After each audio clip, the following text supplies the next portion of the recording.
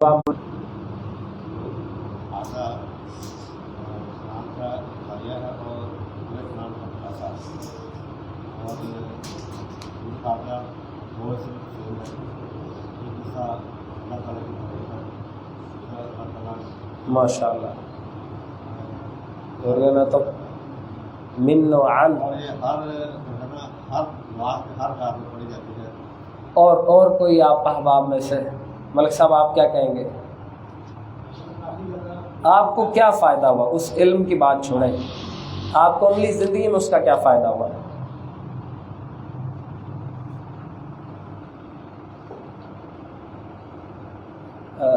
ग्रां तो नहीं गुजर रहे सवाल, मैं समझता हूँ इससे आपको बहुत नफ़ा होगा। अच्छा दूसरा सवाल, दूसरा जिन्होंने सूरत अल-बक़रा की आखिरी 2 आयत हम में से काफ़ी अहबाब ने पढ़ी हैं, उसका क्या फ़ायदा हुआ? कोई बता सकता है? चलो मेरी आप सबसे रात की दिखा हाँ जी जी प्लीज़। रात की दिखा भी है और अल्लाह ताला ने सुने हैं दुआओं का दिखा है। तो आपको कोई फ़ायदा हुआ या वो ये सिर्फ इल्म की हद तक है बात?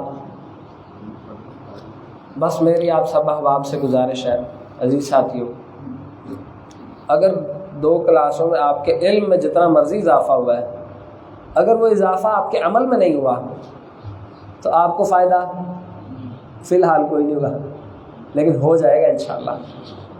बुनियाद बांधी गई ना, फ़ायदा होगा से ये नहीं हो सकता कि ना हो, क्योंकि ये इल्म अल्लाह की तरफ से नूर है और जहाँ नूर आएगा वहाँ अंधेरा, साफ सी बात है। मेरी गुजारिश ये है कम अज़ कम हर मेरे भाई और बुज़ुर्ग और साथी को जिसने 2 क्लासेस पढ़ी हैं, यानी अगर मैं अपनी बात करूं कि मुझे क्या फ़ायदा हुआ, मुझे यार उसके बाद नमाज़ पढ़ने का बहुत मज़ा आया। यानी कितनी दफ़ा ये हदीस पढ़ी थी लेकिन कोई अमली तौर पर मज़ा नहीं आ रहा था।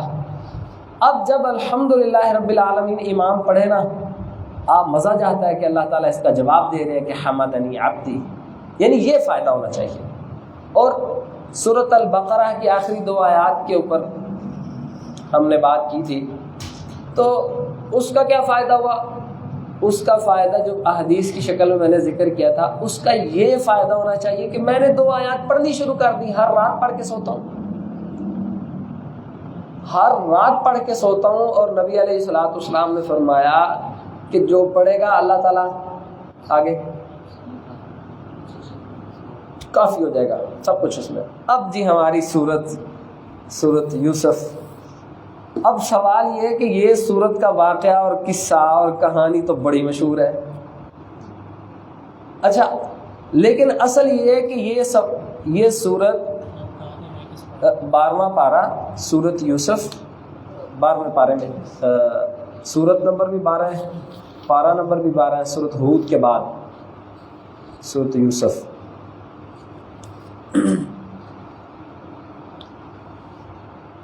मोहतरम सामईन, अब इस सूरत का आपकी मेरी ज़िंदगी में क्या फ़ायदा हुआ, इसका जवाब आपने लेके उठना है यहाँ से,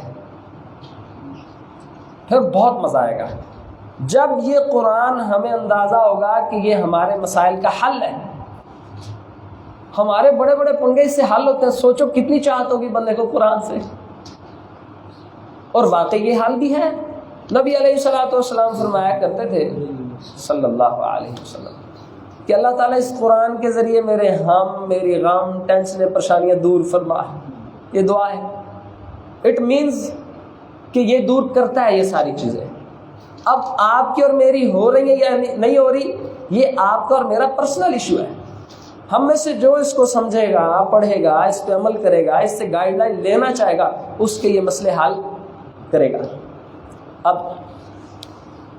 अल्लाह अकबर, असल में ना कुरान हकीम की वाहिद सूरत है सूरत यूसुफ, जो एक नबी का वाक़या है और पूरा वाक़या पूरी तफसील के साथ है, वाहिद सूरत।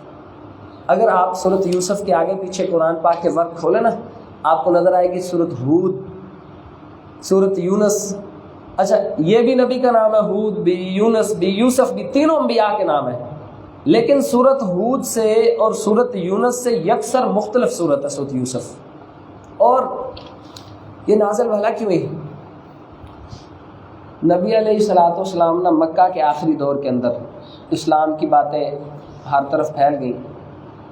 یہودی زیادہ تر آباد تھے مدینہ کے اندر. یہودیوں نے نا مشرکین مکہ کے کان میں پھونک ماری کہ محمد سے پوچھو صلی اللہ علیہ وسلم، پوچھو. چلو میں بھی آپ سے سوال کرتا ہوں، بڑا ٹیکنیکل سوال ہے. پوچھو کہ موسیٰ علیہ السلام اور ان کی قوم، یہ تو سارے لوگ رہنے والے تھے فلسطین کے اس علاقے کے. اب سوال یہ ہے کہ یہ بنی اسرائیل مصر میں کس طرح آ گئی؟ یعنی پلے بڑے وہاں کے لوگ مصر میں کیسے آ گئے؟ اب اور وہ سارے جانتے تھے اللہ رب العزت نے نبی علیہ الصلوۃ والسلام کو امی قرار دیا ہے، ایسا نبی جو دنیا کے یہ علوم اور فنون نہیں جانتا. اب ان کو پتہ تھا کہ نبی علیہ الصلوۃ والسلام تو تاریخ جانتے کوئی نہیں، اور سوال بہت تگڑا ہے، صرف وہی جواب دے سکتا ہے جس کو تاریخ کا پتہ ہو. کہ آخر سارے، جیسے میں آپ سے پوچھوں کہ سارے ہندو اور مسلمان انگریز کے تسلط میں رہتے تھے، اچھا وہاں رہتے تھے، پھر یہ پاکستان میں کہاں سے آئے؟ تو وہی بتائے گا نا جس کو پتہ ہے کہ یہاں پارٹیشن ہوئی، ہجرت ہوئی. اب اس سوال کے جواب میں یہ سورت یوسف نبی علیہ الصلوۃ والسلام کی نبوت کی بہت بڑی دلیل ہے.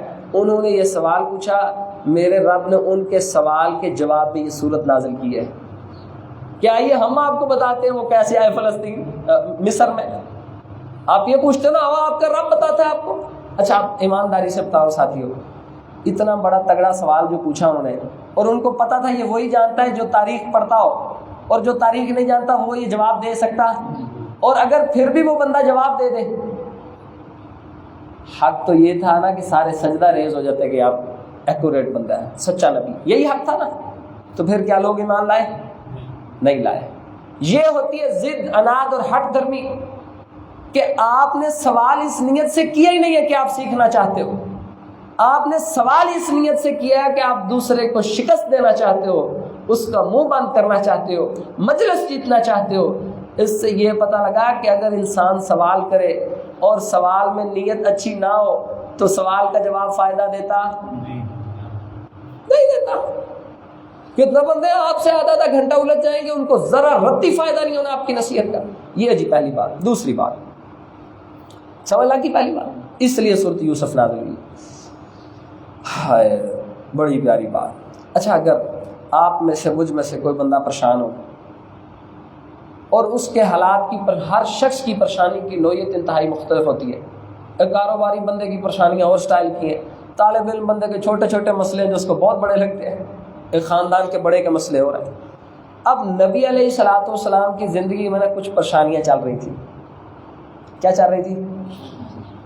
میرے رب نے ان ساری پریشانیوں کا سلوشن آسمان سے نازل کیا سورۃ یوسف کی شکل میں. اچھا آپ سوچئے، اس کا مطلب ہے اچھا یہ قرآن صرف نبی علیہ الصلوۃ والسلام کے لیے اترا ہے؟ کیا خیال ہے بھائی؟ کس کے لیے اترا ہے؟ نہیں، کیا صرف پیغمبر پاک صلی اللہ علیہ وسلم کے لیے اترا ہے؟ ہم میں سے ہر شخص کے لیے اترا ہے نا. او بھائی سمجھو اس بات کو، اٹ مینز کہ یہ قرآن ہم میں سے ہر شخص کی زندگیوں میں چلنے والے مسائل کی جو نوعیت ہوتی ہے نا، اس کی بیس تقریباً ملتی جلتی ہوتی ہے. میں آگے کچھ پوائنٹس آپ کو انگلیوں پہ گنواؤں گا. ان سارے مسائل کا حل اس سورۃ یوسف میں بیان ہوا ہے. مثال دے دو، ایک مثال دے دو. مثلا آپ اور ہم خاندان قبیلے میں رہتے ہیں، گھروں میں مسئلے ہوتے ہیں نا، خاندانوں کے مسئلے ہوتے ہیں، بہن بھائیوں کے پھٹے، رشتہ داریوں کے مسئلے. سورۃ یوسف تو سب سے بڑی سورت ہے جو سکے بھائیوں اور قریبی رشتہ داروں کے حسد کو آپس میں بیان کرتی ہے. تو اب اس مسئلے کا حل آپ کو ہمیں مل گیا. اب نبی علیہ الصلوۃ والسلام کی زندگی کے اندر جو کچھ مسائل تھے، وہ ان مسائل کو اللہ تعالیٰ نے حضرت یوسف علیہ السلام کا واقعے کے ذریعے بیان کیا، اور نبی علیہ الصلوۃ والسلام کو تو بالکل کما حق کو سمجھ آ رہی تھی کہ یہ بات میری بھی اسی طرح تھی، یوسف کی بھی اس طرح تھی، میری بھی اس طرح تھی، یوسف کی بھی اس طرح تھی، میرے ساتھ بھی ایسا ہوا، یوسف کے ساتھ بھی ایسا ہوا۔ اچھا اگر میرے ساتھ ایسا ہوا، یوسف کے ساتھ ایسا ہوا، اگر میرا رب یوسف کے بھائیوں کو ان کے دربار میں معذرت کرتا ہوا، سجدے کرتا ہوا گرا دیا نا، اور یوسف کو میرے رب نے کامیاب کیا ہے، تو میرا رب محمد کو ضرور کامیاب کرے گا صلی اللہ علیہ وسلم۔ اچھا آپ سوچئے، آپ کے اور میرے جو مسئلے ہیں، ہم سب یوسف پڑھیں، ہم کہ یار میرا بھی یہ مسئلہ ہے، یہ مسئلہ بھی ہے، یہ مسئلہ بھی ہے، یہ مسئلہ بھی ہے، اور ان مسئلوں کا حال اللہ تعالیٰ ساتھ ساتھ ذکر کرتے ہیں سورۃ یوسف کی روشنی میں۔ اور پھر ایک مسلمان کو، میں نے آپ کو سوال کیا کہ پچھلی 2 ترجمہ کلاسز نے آپ کی زندگی میں آپ کو کیا فائدہ دیا؟ سورۃ یوسف کا سب سے بڑا فائدہ یہ ہونا چاہیے کہ ہمیں یقین ہو جائے کہ اگر یہ جو میرے مسائل ہے نا، اگر میں بندے کا بچہ بن کے رہا، میرا رب سارے مسائل ختم کر کے مجھے بڑی عزت اور بڑے عروج عطا فرمائے گا۔ اب سنیے، حضرت یوسف کے والد کا کیا نام ہے؟ یعقوب علیہ السلام۔ ان کے والد کا اسحاق علیہ السلام۔ ان کے والد کا ابراہیم علیہ السلام۔ اور یہ چھوٹے بچوں، آپ سے تو میں بہت سختی سے پوچھوں گا، یوسف بن یعقوب بن اسحاق بن نبی علیہ الصلوۃ والسلام فرمایا کرتے تھے، لوگوں یوسف تو کریم ابن کریم ابن کریم ابن کریم تھے صلی اللہ علیہ وسلم۔ تو یوسف کی تو کیا بات ہے، باپ بھی نبی، دادا بھی نبی، پردادا بھی نبی، اتنی شان ہے میرے یوسف کی۔ اب نا جو یعقوب ہے نا، ان کی کنیت تھی اصل میں بنی اسرائیل۔ یہ جو اسرائیل لفظ ہے نا، اس کا مطلب ہوتا ہے عبداللہ، اللہ کا بندہ۔ اسرائیل کا کیا مطلب ہوتا ہے؟ اور پیارے نبی کے والد کا نام کیا ہے؟ پہلی بات سیم ہے۔ حضرت یوسف کے ابو کا نام کیا ہے؟ یعنی اسرائیل کی نسبت سے عبداللہ بن گیا، اور نبی علیہ الصلوۃ والسلام کے والد کا نام کیا ہے؟ عبداللہ۔ یہ پہلی نسبت دونوں انبیاء میں ایک جیسی ہے۔ نبی علیہ الصلوۃ والسلام نے بچپن میں گاؤں دیہات میں دودھ پیا نا، عورت کی پرورش میں رہے، حضرت حلیمہ سعدیہ، اور یوسف علیہ السلام چھوٹی عمر میں کنویں سے اٹھ کے بعد میں عزیز مصر کی بیوی کی وہاں زیر کفالت رہے۔ یہ دوسری بات بھی سیم ہے۔ تیسری بات، نبی علیہ الصلوۃ والسلام نے بچپن میں بکریاں چلائیں، حضرت یوسف نے بکریاں چلائیں۔ خیر یہ اکثر انبیاء کی یہ بات سیم ہے۔ نبی علیہ الصلوۃ والسلام کو آیا خواب، جبرائیل علیہ السلام آیا، حضرت خدیجہ کہنے لگی کہ یہ جو آپ کے پاس فرشتہ آیا نا، آئیے میں آپ کو ایک تورات اور انجیل کا بہت بڑا عالم ہے، ان کے پاس لے کے جاتی ہوں، ورقہ بن نوفل۔ اب ورقہ بن نوفل نے نبی علیہ الصلوۃ والسلام کا جب خواب سنا تو فرمانے لگے، اے محمد کریم صلی اللہ علیہ وسلم، میں آپ کو آپ کے روشن مستقبل کی خبر دیتا ہوں، اور باقی باتیں بھی کی۔ اور یوسف علیہ السلام کو خواب آیا تو ان کا باپ کہنے لگے کہ یہ خواب کسی کو بتانا مت، مجھے آپ کا مستقبل بڑا روشن نظر آ رہا ہے۔ چوتھی بات بھی سیم ہوگی۔ اب یہ مماثلت دیکھتے ہیں، نبی علیہ الصلوۃ والسلام سب سے بڑے دشمن کون تھے؟ پیارے نبی کے صلی اللہ علیہ وسلم، نام بتائیے۔ اور ابو جہل کون تھا رشتے میں؟ سکا چچا، ہاں جی، ہاں، یعنی رشتے میں چچا بنتا نا نبی علیہ الصلوۃ والسلام۔ اور نبی علیہ الصلوۃ والسلام سب دشمنی کرنے والا گھر کا بندہ چچا تھا، اور حضرت یوسف کے ساتھ یہ بات بھی صحیح ہوگی۔ یعنی گھبرانا نہیں میرے محمد کریم صلی اللہ علیہ وسلم، آپ کے ساتھ تو ابو جہل نے دشمنی کی ہے نا، میرے نبی یوسف کو سکے بھائیوں نے اٹھا کے کنویں میں ڈال دیا۔ کتنی تسلی ہے اس میں۔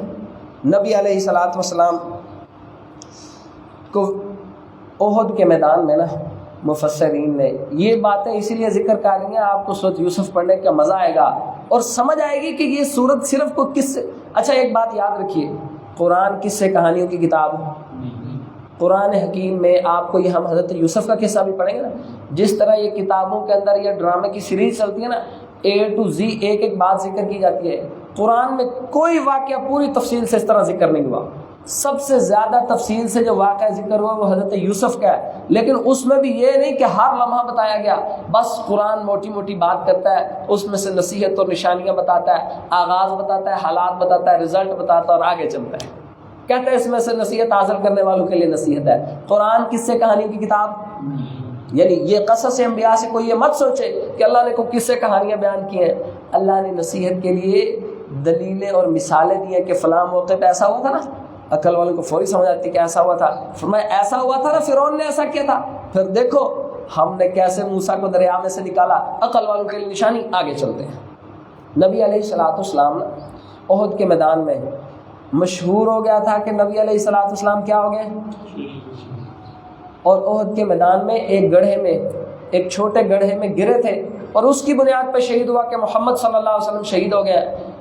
اور نبی علیہ الصلوۃ والسلام اگر گڑھے میں گرے تو حضرت یوسف کو کہاں پھینکا گیا، ایک کنویں میں پھینکا گیا۔ یہ بھی ایک مماثلت گنوائی جاتی ہے۔ اور نبی علیہ الصلوۃ والسلام اپنے گھر، اپنے شہر مکہ سے نکلے، حضرت یوسف اپنے شہر سے نکلے۔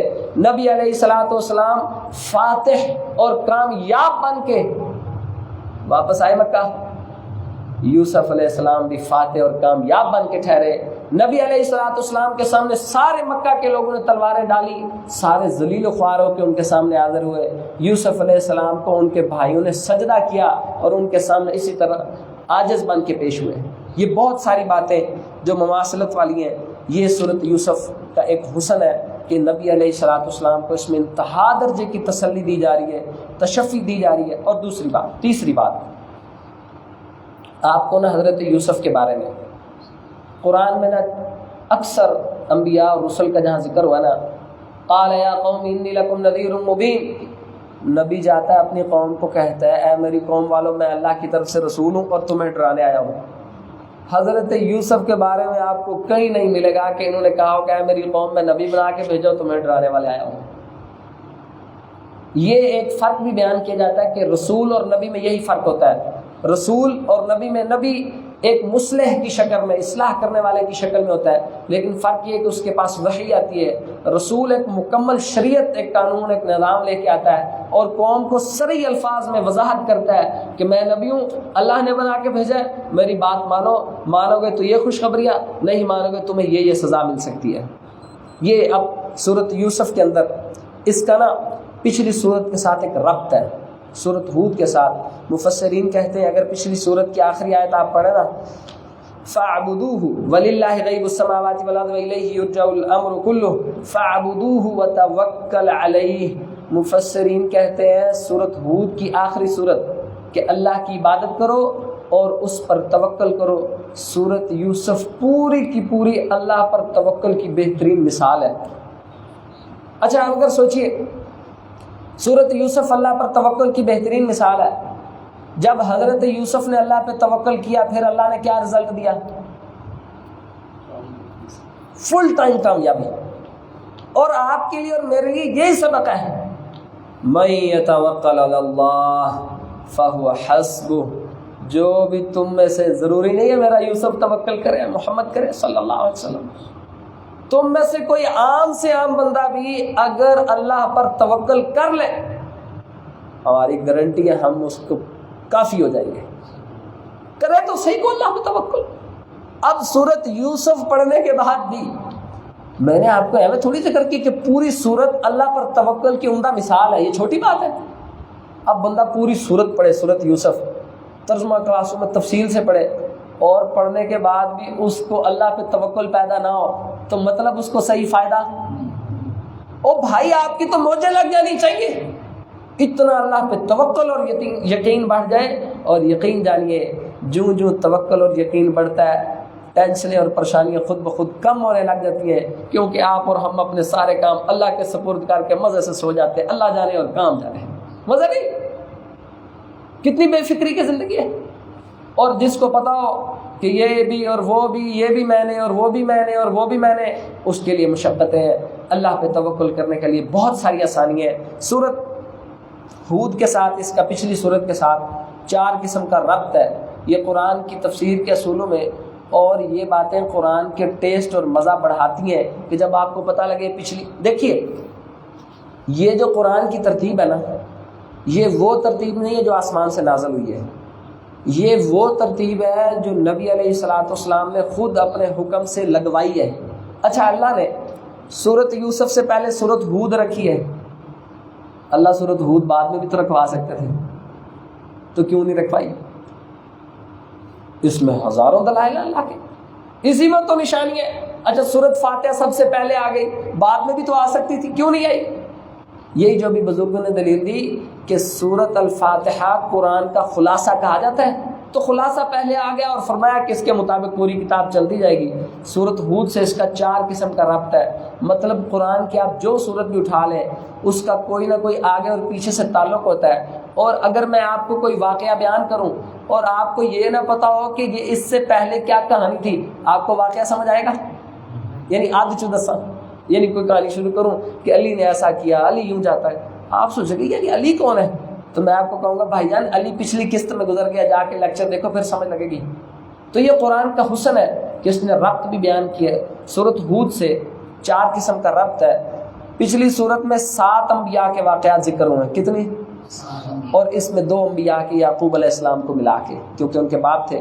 گزشتہ انبیاء کو قوم سے تکلیف، پچھلی صورت میں اللہ نے ذکر کیا ہے کس طرح انبیاء کو اپنی قوم والوں سے تکلیف پہنچی ہے، اور اس صورت میں اللہ نے ذکر کیا ہے کس طرح نبیوں کو اپنے گھر والوں سے تکلیف پہنچی ہے۔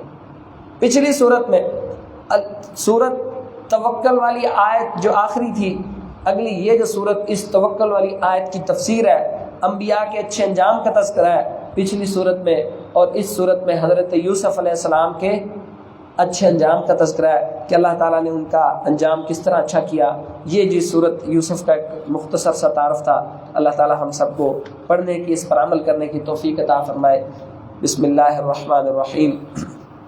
الف لام را حروف مقطعات میں سے ہے، وہ حروف جن کا معنی ہمیں پیارے محمد صلی اللہ علیہ وسلم نے نہیں بتایا، اور ہمارا جتنا، ایک لفظ بول رہا ہوں دھیان سے سنیے گا، اس کو غلط مت سمجھے گا، ہمارا جتنا علم ہے نقلی علم ہے، نقلی سے مراد کاپیڈ، یعنی کاپی کیا ہوا، پیچھے سے نقل کیا ہوا، بیان کیا ہوا، روایت کیا ہوا کہ وہاں سے سنا میں نے، وہاں سے سنا، آخر کار سند نبی علیہ الصلوۃ والسلام تک جاتی ہے۔ اور پیارے نبی نے کہاں سے پڑھا سنا؟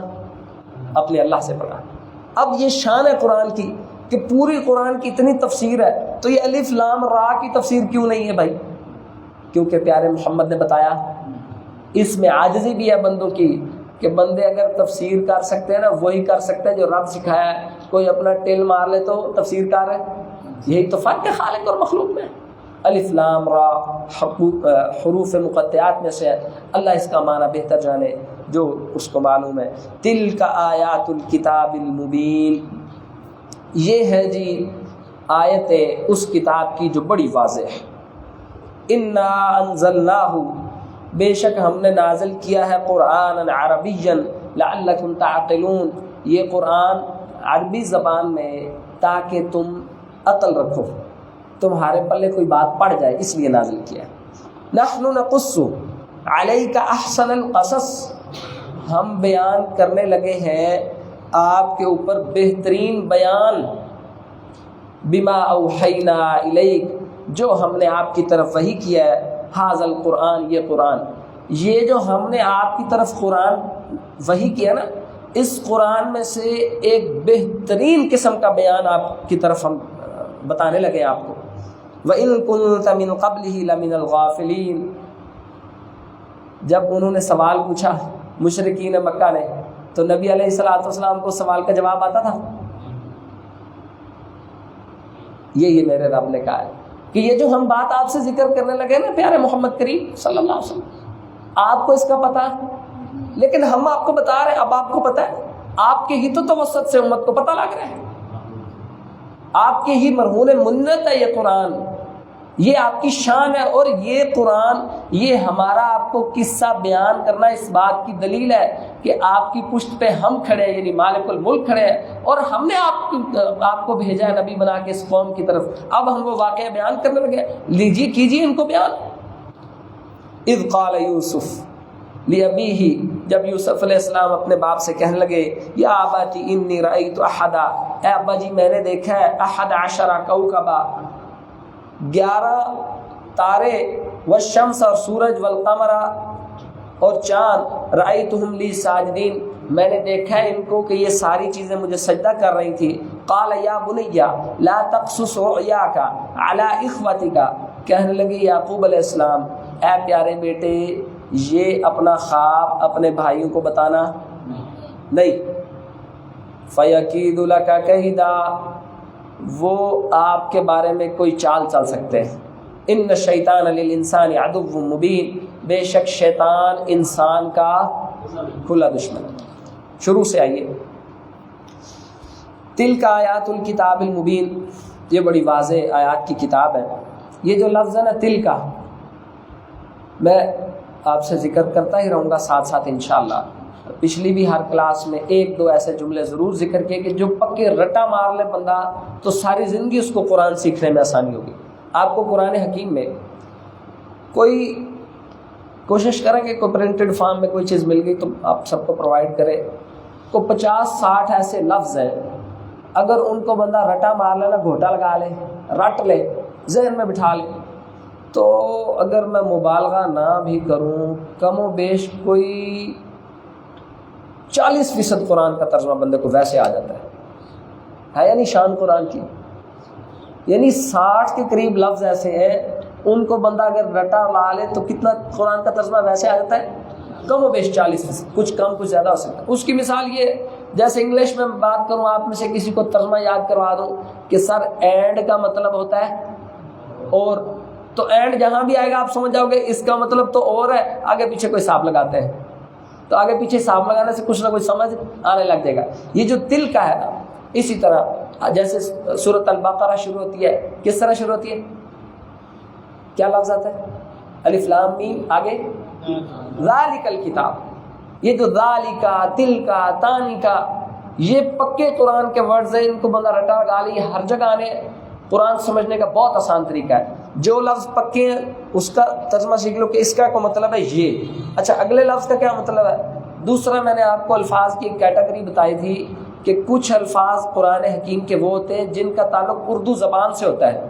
اگر تھوڑا سا اس پہ غور و فکر کیا جائے یا اگر یہ انگوٹھے کا استعمال کیا جائے کہ لفظ کے شروع میں اگر پہلے والے حرف پہ انگوٹھا رکھ دیا جائے نا پہلا والا لفظ چھپا دیا جائے تو دوسرا آپ کو خود لگے گا کہ یار یہ وہ لفظ نہیں ہے جیسے ابھی آئے گی مثال. تو یہ قرآن کے آسان ہونے کی دلیل ہے. اور آگے فرمایا انا کیا مطلب بے شک ہم نے جیسے میں نے آپ کو اس کی مثال دی تھی واغفر لنا وارحم واعف عنا یا اللہ ہمیں معاف فرما ہمیں بخش دے. اچھا یہ نا کا مطلب ہے ہمیں یہ بھی رٹا لگا لیں. انا یہاں 2 ورڈ اکٹھے ہو گئے. بے شک ہم نے انزلنا یہ جو ہو ہے نا اس پہ ذرا انگوٹھا رکھے سارے یہ ہو پہ انزلنا ہو پہ تھوڑا سا انگوٹھا رکھے. اب پڑھیں کیا بن گیا ہے کس نے کیا نازل ہم نے. میں آپ کو بات یہ سمجھانا چاہ رہا ہوں کہ اس میں ہم نے کا ترجمہ چھپا ہوا ہے. انزلنا نازل کیا کس نے ہم نے. اگر میں یوں کہوں انزل کا ملک صاحب آپ نے نہیں بولا آپ نے. اگر میں پوچھوں انزل تم نے نازل کیا. اب یہاں آ گیا انزل نا کس نے نازل کیا ہم نے. اب انگوٹھا اٹھائیں ہو کس کو سوری جس کو میں پوچھوں آپ بتائیں. یہ دیکھیں کتنا آسان ہو گیا. انزل کا لفظ نکلا نازل سے نازل یہ تو ترجمہ سمجھ آ گیا. آگے لگی ضمیر نون الف نا نازل کس نے کیا ہم نے یعنی ترجمے کے حساب سے. انزل پہلا لفظ تھا انزل دوسرا تھا نا ان دونوں کو ملایا بن گیا انزلنا. ترجمہ کیا بن گیا نازل کیا کس نے ہم نے. اب اگلا میرا سوال ہے نازل کیا ہم نے یعنی اللہ کہہ رہا ہے کہ ہم نے کس کو ہو اس کو کس کو. پچھلی آیت میں آ جاؤ تلک آیات الکتاب المبین یہ آیتیں ہیں بڑی روشن کتاب کی. کس کو نازل کیا اس کتاب کو بے شک ہم نے نازل کیا ہے اس کتاب کو. کس کتاب کو؟ پیچھے بھی ذکر آگے بھی آ رہا ہے. قرآنن، قرآن کو، عربیًا، عربی زبان میں، لعلکم تعقلون، تاکہ تم عقل رکھو. اب یہ اللہ کا احسان ہے کیونکہ قرآن کے اولین مخاطب لوگ کون تھے؟ کس زبان کے وارث تھے؟ عربی. اللہ کا احسان ہے اللہ نے ان پر شفقت کی کہ ان کی زبان میں قرآن کو اتارا اور ہم سب کے لیے دوہرا اجر رکھ دیا کہ ایک حرف کوئی سیکھے گا اس کے اجر کی حدیث میں آپ کو سنا چکا ہوں. اب ان کی تو زبان عربی تھی، آپ کی اور میری عربی ہے، پھر ہمارے اوپر کیا ذمہ داری ہے؟ ہم اس کو سمجھیں، ہم اس کی ٹرانسلیشن کر کے سیکھیں. ہم نے بے شک نازل کیا اس قرآن کو. میں اس میں کافی سارے الفاظ کو اس طرح بیان کرنا چاہتا تھا، صرف انزلناہ پہ اکتفا کروں گا، یہ ایک سبق، یہ لفظ پہ اکتفا کروں گا. قرآن عربیًا لعلکم. اب آپ نے یہ جو لفظ ہے نا لعل، اس کے بعد کیا لگا ہوا ہے؟ اس کا ترجمہ کون کرے گا؟ آپ میں سے بھائی یہ جو میرے سامنے بیٹھے آپ اس کا ترجمہ کریں گے؟ اب یہ دیکھ آسان ہے. لعل تاکہ کم تم، تاکہ آپ یعنی تم سارے، تعقلون عقل رکھو. اچھا تعقلون کا اگر تا پہ آپ انگلی رکھ لینا، عین قاف لام کیا بن گیا؟ تو یار اردو کا لفظ نہیں ہے، اردو کا لفظ عقل سے نکلا ہے. تاکہ تم عقل کرو. نحنو بے شک ہم، نقصو. لو جی یہاں ایک سوال ہے، اس کا کوئی ترجمہ بتائے نقصو کا. ملک صاحب آپ بھی بتا دیں، آپ نقصو کا ترجمہ.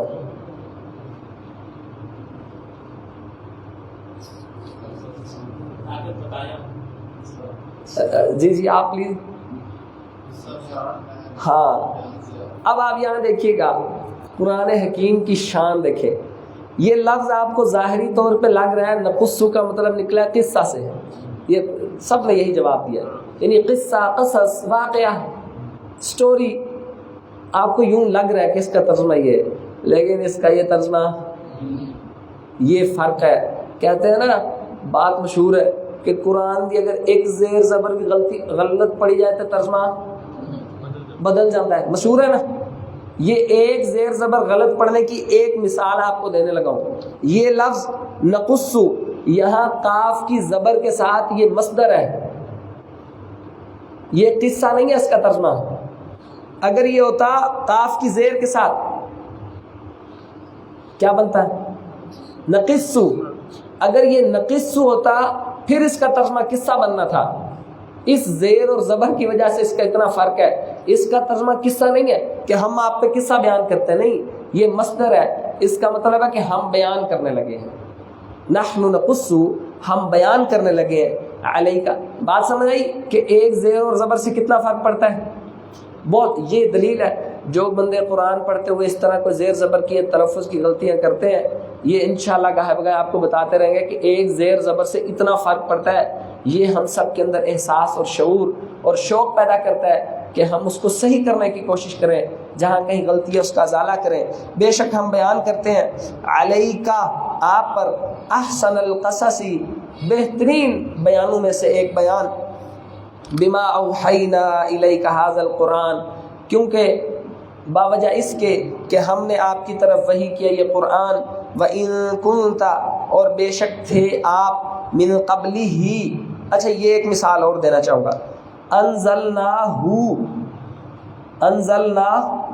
یہ ہو کا اشارہ کس کی طرف ہے؟ قرآن کی طرف، کہ ہم نے نازل کیا اس قرآن. اسی طرح یہ دیکھیں من قبلی ہی، اس سے قبل، یعنی کس سے قبل؟ اس قرآن کے نازل ہونے سے قبل. انشاءاللہ جب بھی آپ قرآن پڑھیں تھوڑا سا یہ ہو، تھوڑا سا ہی، ان چیزوں پہ تھوڑی تھوڑی سی نظر جمائیں گے، آپ کو لگے گا کہ قرآن بول بول کے مجھے اپنا ترجمہ بتا رہا ہے. یہ ہو اور ہی پہ کچھ سمجھ آئی؟ وَإِن كُنْتَ، اور بے شک تھے آپ، من قبلی ہی، اس سے قبل. کس سے قبل؟ یہ بیان کرنے سے قبل. لَمِنَ الْغَافِلِينَ، ان میں سے جن کو پتہ نہیں ہوتا. اذ قال یوسف، جب کہنے لگے یوسف علیہ السلام، لِأَبِيهِ، بما او، با سبب اس کے، کس کے؟ ہماری وحی کے، اوحینا اس وجہ کے کہ جو ہم نے وحی کی. اذ قال یوسف جب کہنے لگے یوسف علیہ السلام لی ابی ہی باپ سے، کس کے باپ سے؟ ابھی ہی اپنے باپ سے. یا اباتی اے میرے ابا جان، انی بلا شبہ میں نے رأیت دیکھا ہے، احد کسے کہتے ہیں؟ ہم پڑھتے ہیں نا قل هو اللہ احد، ایک اللہ. اچھا عشر کسے کہتے ہیں؟ 10. کتنے بن گئے؟ 11. بے شک میں نے دیکھے احد عشرہ 11 کوکبا والشمس، کوکبا ستارے، والشمس اور سورج، والقمر اور چاند، رأیتہم دیکھا ہے میں نے ان کو، لی میرے لیے، ساجدین. اچھا ایک چیز اور بتاؤں آپ کو، یہ دیکھیں یہ جو لفظ ہے نا لی ساجدین، میرا سوال ہے کیا اسی آیت میں یہ لی کی طرح کا کوئی لفظ پہلے گزرا ہے؟ یہ جو ملک صاحب کے ساتھ بھائی بیٹھے ہیں یہ بتائیں گے گزرا ہے؟ دیکھیں کدھر گزرا ہے؟ اسی آیت میں. میں آپ کو ترجمہ سمجھانا چاہتا ہوں. ہاں یہ ڈاکٹر صاحب نے بتایا. اب وہاں اس کا ترجمہ بن رہا ہے اپنے ابا جان سے. جب یوسف علیہ السلام نے لی منی اپنے یا واسطے، اور یہاں انہوں نے کیا کہا؟ میں نے دیکھا 11 چاند ستارے سورج، لی ساجدین سجدہ کر رہے ہیں، کس کے لیے؟ میرے لیے. ایک ہی آیت میں 2 لفظ استعمال ہوئے. قرآن کے ترجمے کے آسان ہونے کی ایک بڑی دلیل ہے، ایک ہی لفظ 2 3 4 5 مختلف شکلوں میں، کبھی چھپ کے کبھی ظاہر، بار بار استعمال ہو رہا ہوتا ہے. تھوڑا سا آنکھ کھولنے والا بندہ ہو اس طرح، ہمیں تھوڑا سا اگر یہ جس وقت بھی جتنا بھی ہے، اگر اسی انداز سے آپ اس کی تھوڑی تھوڑی گھر پریکٹس کریں، مجھے بڑا یقین ہے کہ ہمیں 2 3 پارے تھوڑا سا فلو بنا تو آپ کہو گے کہ بابا کام چل گیا، قرآن کچھ نہ کچھ سمجھ آنے لگ گیا. آگے پھر بندے کی محنت ہے. یاد رہے گا لی ساجدین کس کے لیے سجدہ کر رہے ہیں؟ میرے لیے. قال یا بنیا فرمایا اے میرے بیٹے، او بھائیو بیٹو بزرگوں محترمو، یہ ادب سکھایا قرآن نے ہمیں. کیا کہا؟ یا بنیا اے میرے پیارے بیٹے. اچھا سوچئے اگر کوئی بندہ اپنے بچے کو یوں مخاطب کرنے لگ جائے، آپ سوچ نہیں سکتے کہ آپ کا صرف مخاطب کرنا ہے. الفاظ کا اتنا وزن ہوتا ہے. اس پہ ایک مزاحیہ واقعہ ہے، ہمیں وقت اجازت نہیں دے رہا. ایک بندہ نا مان نہ رہا ہو کہ الفاظ کا کوئی وزن نہیں ہوتا، اس نے نا اس کو گالی نکال دی. بحث ہو رہی نا، انہوں نے کہا الفاظ کا کہنا وزن ہوتا ہے، اس نے اس کو گالی نکال دی، انہوں نے تھپڑ دے مارا. وہ کہ یہ کیا ہوا؟ تو کہہ رہا تھا الفاظ کا وزن ہی کوئی نہیں، میں نے تو 2 جملے ہی کہے ہیں. اور سمجھ آ گئی بھی بات تو ٹھیک ہے، بڑا وزن ہوتا ہے. یعنی اچھی، اسی طرح ہر اچھی بات کا بھی وزن ہوتا ہے اور ہر بری بات کا. اگر آپ کہہ رہے ہو نا او چھوکرے ادھر آ، منڈے علی ادھر آ، اگر آپ کہہ رہے ہو او پیارے بیٹے بات تو سنو، فرق ہے، بڑا فرق ہے. آپ اس بچے کے اندر انتہا کا اعتماد اور کانفیڈنس بھر رہے ہو، اور آپ اس کو نصیحت سے ادب نہیں سکھا سکتے. اس انداز سے وہ بچہ ساری زندگی کہے گا میرا باپ مجھ سے اتنا بڑا ہو کہ مجھے ہمیشہ کہتے تھے کہ اے میرے پیارے بیٹے. کیا وہ جب زبان سے بولے گا کسی کو تو وہ اس کو برے الفاظ سے بولے گا؟ اس کو تو آٹومیٹک حیا آئے گی کہ میرا باپ اتنا بڑا ہو کہ مجھے جیسے اتنے چھوٹے کو اتنے ادب سے بلاتا ہے تو میں اپنے سے بڑے کو ادب سے نہیں بلاؤں گا. یہ اس میں پیغام ہے. قال یا بنیا کہنے لگے اے میرے بیٹے. نہیں ترجمہ کرنا اس طرح نہیں مزہ آئے گا. اے میرے پیارے بیٹے. جیسے حضرت ابراہیم کے بارے میں یہ پچھلے جمعہ جنہوں نے پڑھا، میں نے آپ کو بتایا کہ 4 دفعہ ابراہیم علیہ السلام باپ کو کہنے لگے یا آباتی، اے میرے ابا، نہیں ابا جان، اے میرے ابا جان، اے میرے ابا جان، اے میرے ابا جان، اے میرے ابا جان، 4 دفعہ. اب یہ باپ بیٹے کو کہہ رہے اے پیارے. اور جن والدین کے اپنے بچوں کے ساتھ اعتماد کا، محبت کا، احترام کا رشتہ ہوتا ہے، وہ بچوں کے اندر وہ نظر آتا ہے، ان کی گرومنگ میں نظر آتا ہے کہ لگتا ہے ان کے باپ نے ان کو بڑا اعتماد دے کے رکھا ہے، ان کا اعتماد بتا رہے ہیں، ان پہ تو کوئی پریشر نہیں ہے، لیکن محبت کا ڈر بھی اتنا ہے کہ ہمیں سانس لے لیتے، اعتماد اتنا ہے۔ اور جو اعتماد کا روب ہوتا ہے نا، اس کا وزن سختی کے روب سے زیادہ ہوتا ہے، اور اسلام اس کی اجازت بھی دیتا ہے، یا بنیا میرے بیٹے لا تقصص، مت بیان کرنا۔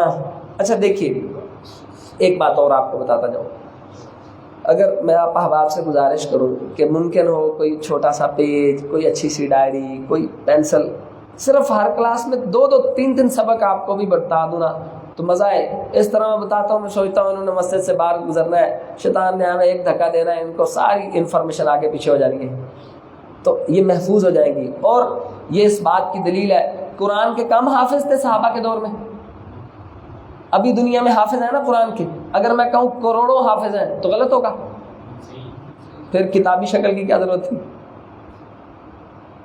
جب سینہ بسینہ اتنا علم محفوظ ہے، کتاب کی کیا شکل تھی؟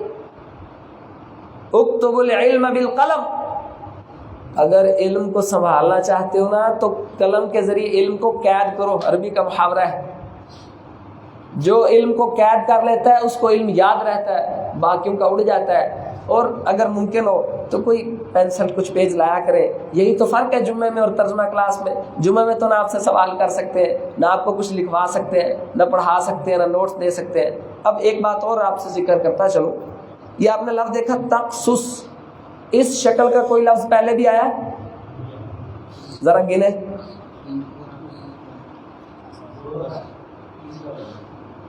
کتنی دفعہ پہلے آیا ہے؟ اب اس کا تقریباً معنی 90% یہی رہے گا، تھوڑی سی حالت بدلتی جلتی کے ساتھ۔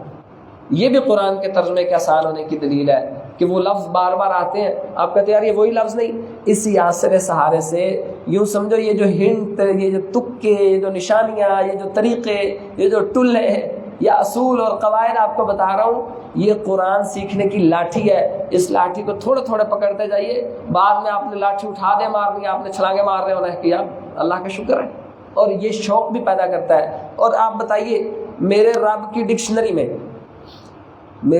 ڈکشنری میں کیا تقصص کی جگہ کوئی اور لفظ کوئی نہیں تھا؟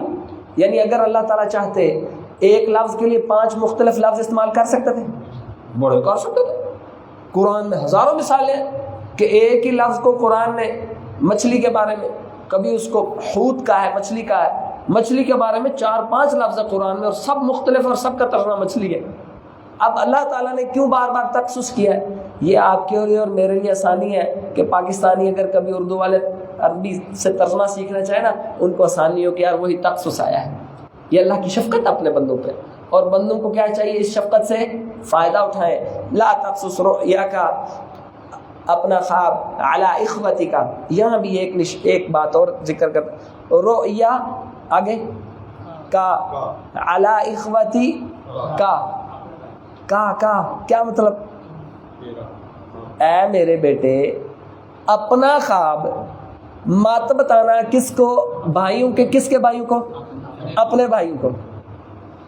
رؤیا کا اپنا خواب، علی اخوتی کا اپنے بھائیوں کو، کا اور کا اگر پینسل ہونا کسی کے پاس، یا آپ یوں پینسل نشان کرتے لگے، دائر لگا آپ کے، یار یہ 8 10 15 لفظ تو ایک جیسے، یہ تو مسئلہ ہی کوئی نہیں۔ اور رؤیا کا اپنا خواب، علی اخوتی کا اپنے بھائیوں کا، فیکیدو لا کا، فیکیدو لا 3 دفعہ آ گیا کا، کیا مطلب؟ آپ کے لیے وہ چال چلیں گے آپ کے بارے میں، قیدا کوئی چال، ان الشیطان للانسان عدو مبین، شیطان انسان کا بڑا کھلا دشمن ہے۔ یہ اس میں زیادہ ضروری باتیں تھیں، یہ کچھ اصول اور قواعد، اللہ تعالیٰ ہم سب کو عمل کرنے کی توفیق دے۔ اس میں ایک بہت بڑا ہم سب کے لیے پیغام ہے، اگر کسی شخص کو خواب برا آئے تو نبی علیہ الصلوۃ والسلام نے اس کو طریقہ بتایا ہے کہ وہ بائیں جانب تھوکے اپنی کروٹ بدل لے، برا خواب آ گیا اللہ سے پناہ مانگے، اور کسی کو بیان نہ کرے، الا یہ کہ آپ کسی کو سمجھتے ہو کہ آپ کا انتہائی خیر خواہ بھی ہے اور صاحب علم بھی ہے، اس کو آپ اس کی تعویل تفسیر کے لیے، تعبیر کے لیے بیان بھی کر سکتے ہو، اور وہ بھی آگے سے اچھا جواب دے کہ اللہ تجھے اپنی حفظ و امان میں رکھے، اللہ تجھے عافیت میں رکھے۔ اس کا الٹا جواب نہ دے. اور خوابوں کے اقسام کے اوپر اگر بات ہو، خوابوں کی بہت ساری اقسام ہیں. ایک قسم اللہ کی طرف سے نوید اور بشارتیں بھی ہوتی ہیں، ایک قسم آپ کے اور میرے سارے دن کے خیالات بھی ہوتے ہیں. دن میں جن خوابوں میں رہتے ہیں نا، وہی رات کو چارپائی پہ آتے ہیں. پھر پریشانی کس بات کی؟ بھائی اپنے دن کے خیال بدلو، وہی رات کو آنا ہے.